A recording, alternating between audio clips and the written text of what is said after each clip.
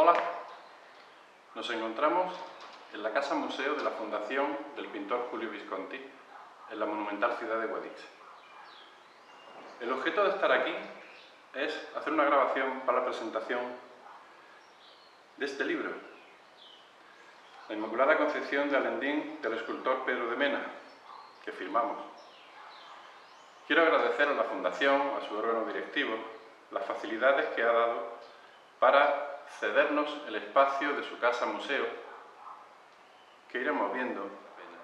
Es un espacio dedicado a la cultura y a la difusión de toda expresión artística. Nos vamos a ir moviendo por la casa museo y vamos a ir viendo diferentes estancias. Conforme recorremos esta fundación, iré hablando de este libro, que trata sobre la historia del arte, centrándonos en un periodo de la escultura barroca interesantísimo, porque nos vamos a encontrar con dos figuras clave, por un lado Alonso Cano y por otro lado Pedro de Mena. Vamos a seguir por la casa.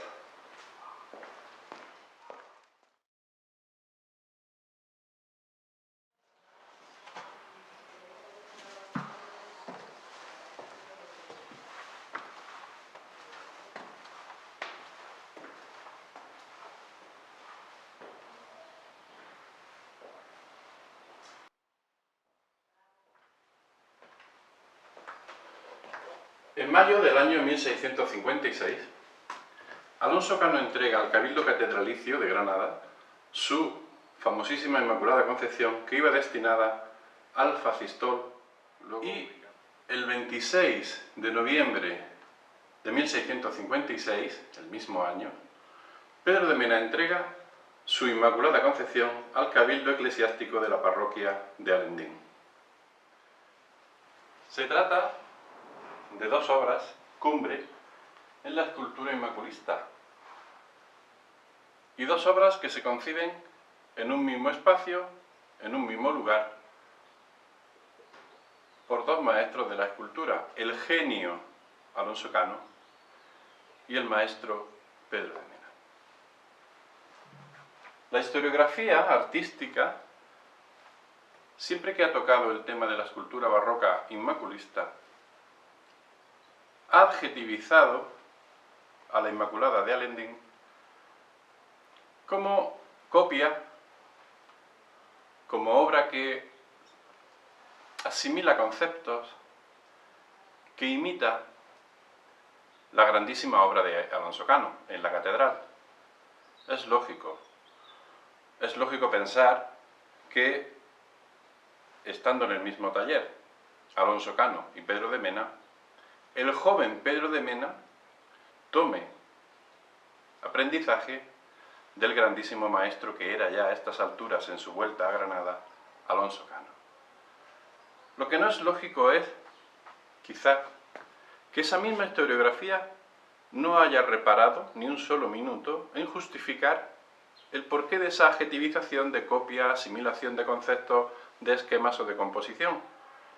Incluso en el siglo XXI se sigue hablando en ponencias, artículos, incluso en tesis doctorales, de una copia respecto de la de Cano.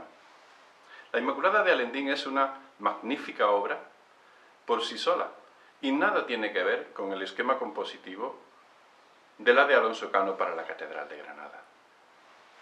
Pero veamos antes cómo se las compone un artista plástico para representar un concepto que en sí es un misterio, que no es un hecho, que no es un acto, como estamos hablando de la Inmaculada Concepción. Veamos. Los textos sagrados conocidos como dogmáticos nunca trataron el misterio de la Inmaculada Concepción. Sí lo hizo, sin embargo, el protoevangelio de Santiago, donde, si bien no lo explicita, sí que deja implícito el carácter puro de la Virgen María. En el siglo IV,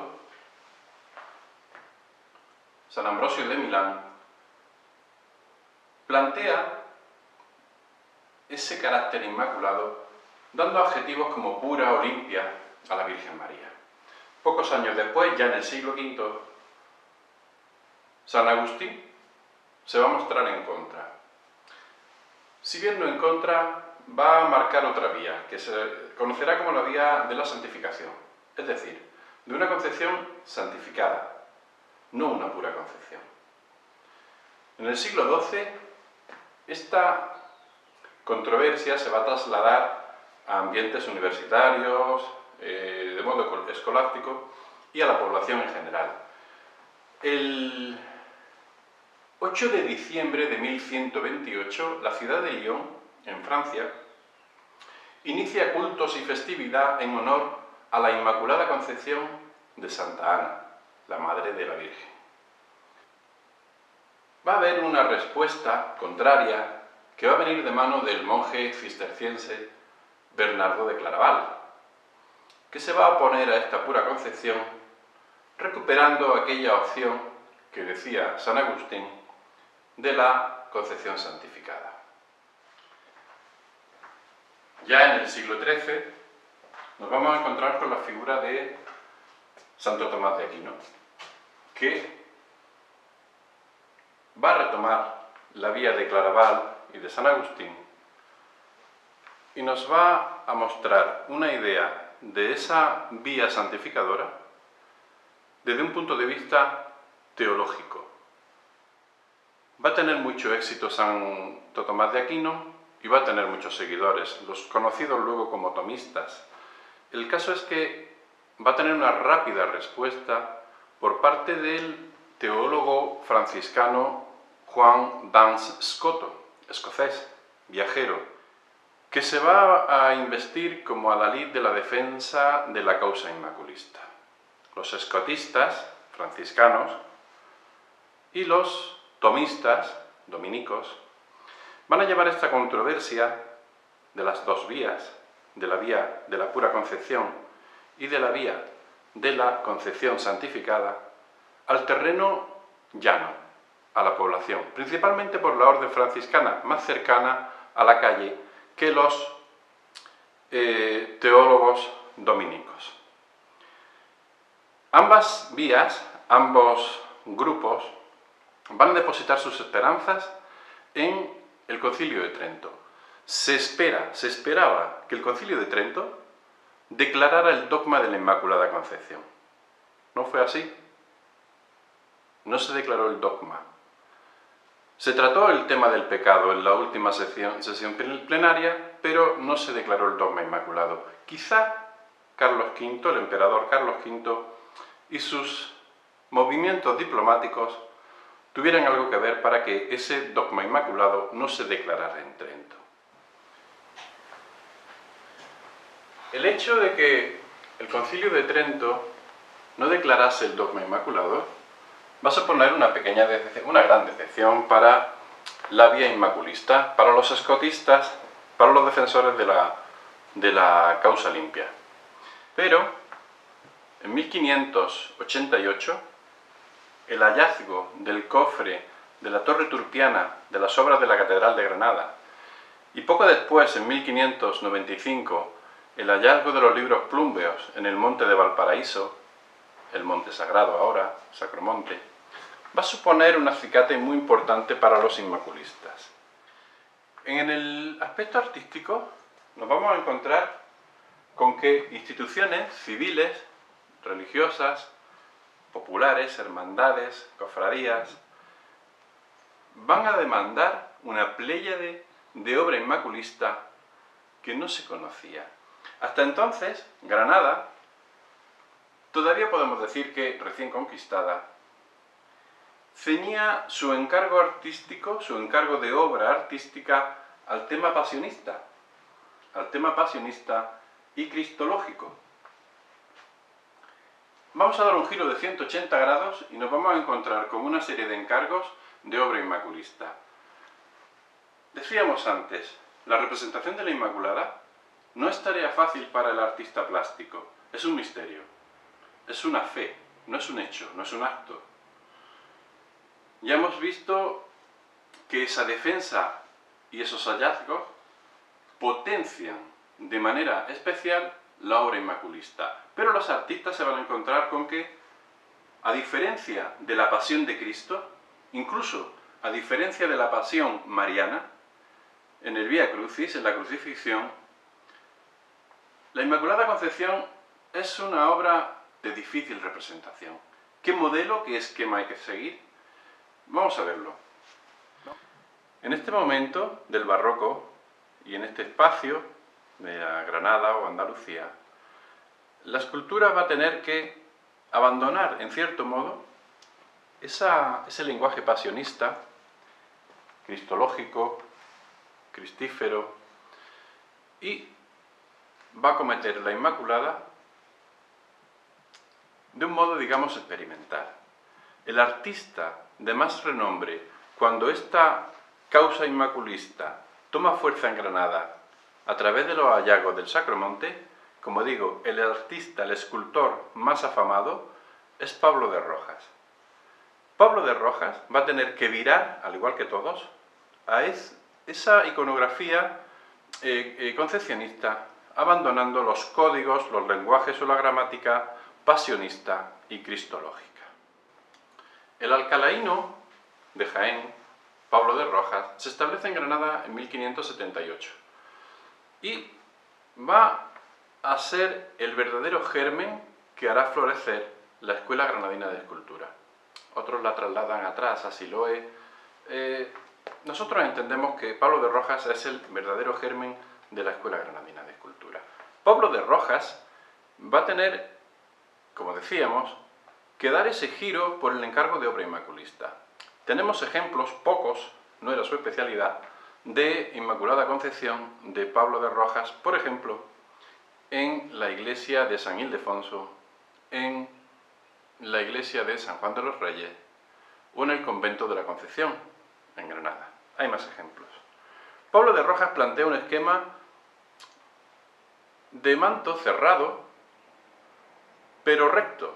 Es decir, no plantea un esquema abultado, plantea un esquema donde las Inmaculadas inician un camino hacia el naturalismo, lo inician, lo pretenden, y tienen un esquema muy particular. Pablo de Rojas va a tener muchos alumnos en su taller, muchos seguidores en el ámbito granadino, pero vamos a destacar a dos, los que creemos más importantes. Juan Martínez Montañés, su paisano de Alcalá, y Alonso de Mena, granadino. Alonso de Mena se va a convertir en el verdadero escultor inmaculista. Son innumerables los ejemplos que tenemos de la obra concepcionista de Alonso de Mena. Si bien no va a tener un resultado de mucha calidad. Alonso de Mena hace suyo un modelo frontal, hierático, clásico, inmóvil, de Inmaculada, con manto abierto, y como digo, lo vamos a tener en casi todas las parroquias de la región granadina. Por otro lado, Juan Martínez Montañés desarrolla su actividad en Sevilla y en toda su región. Juan Martínez Montañés va a alcanzar cotas de calidad mucho más altas de las de su maestro Pablo de Rojas o las de su compañero Alonso de Mena. El ejemplo más importante de Inmaculada Concepción lo tenemos en su famosa cieguita de la Catedral de Sevilla. Hemos visto a Pablo de Rojas y hemos visto a sus dos principales alumnos, Alonso de Mena en Granada, Montañés en Sevilla. Muy bien, vamos a continuar la línea. El alumno más aventajado en la escultura de Juan Martínez Montañés en Sevilla va a ser Alonso Cano, el joven Alonso Cano. El alumno más aventajado de Alonso de Mena en Granada va a ser su propio hijo, Pedro de Mena.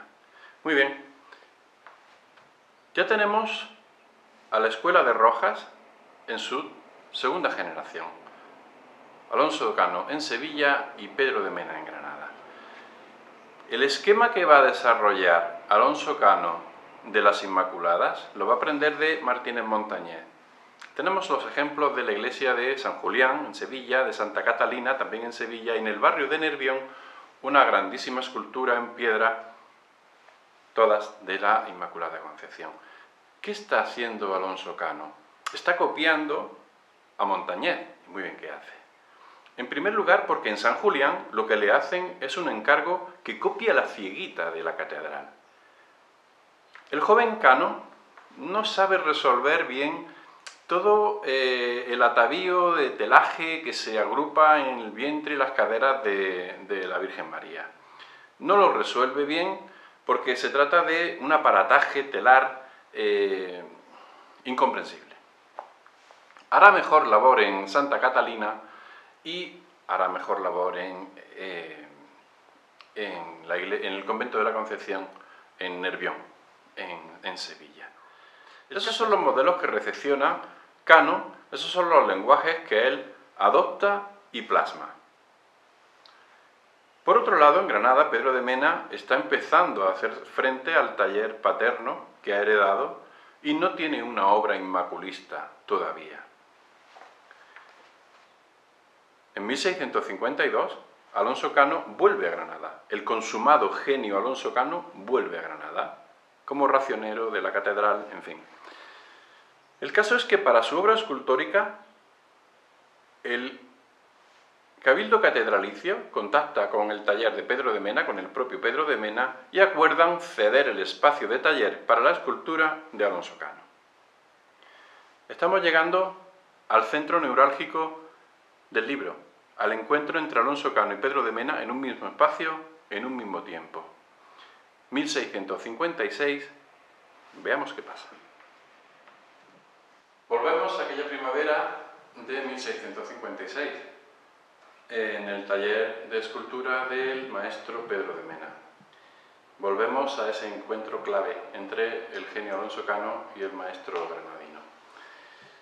Damos por entendido que, si bien la Inmaculada Concepción de Alendín se entrega el 26 de noviembre del 56, ya está en construcción, en proceso de ejecución, en la primavera de ese mismo año, al parejo que la Inmaculada del Facistol de Alonso Cano.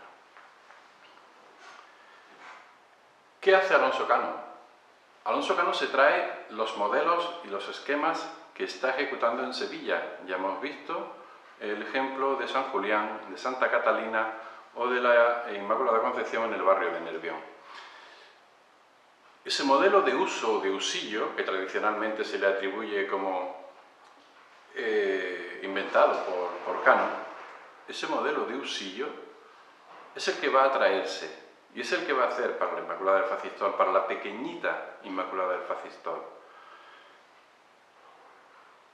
¿Qué está haciendo Pedro de Mena? Está haciendo su primera Inmaculada. Hace un modelo, el modelo que hoy se encuentra en el convento de las Hermanas de las Benitas en Toledo, el convento de clausura. Un modelo enfocado a la ejecución y a la definición del definitivo para la Inmaculada de la iglesia de Alendín. Pedro de Mena plantea ese manto abierto que ya su padre ejecutaba en la obra inmaculista, pero dota la figura de un naturalismo pleno, de un contraposto que la naturaliza y que le da una belleza especial. Traslada, de algún modo, el punto de fuga de la imagen fuera de la propia imagen, llevándoselo a esas manos que gira y saca del entorno de la figura, rozando las yemas. Plantea su primera gran obra, la Inmaculada Concepción de Pedro de Mena.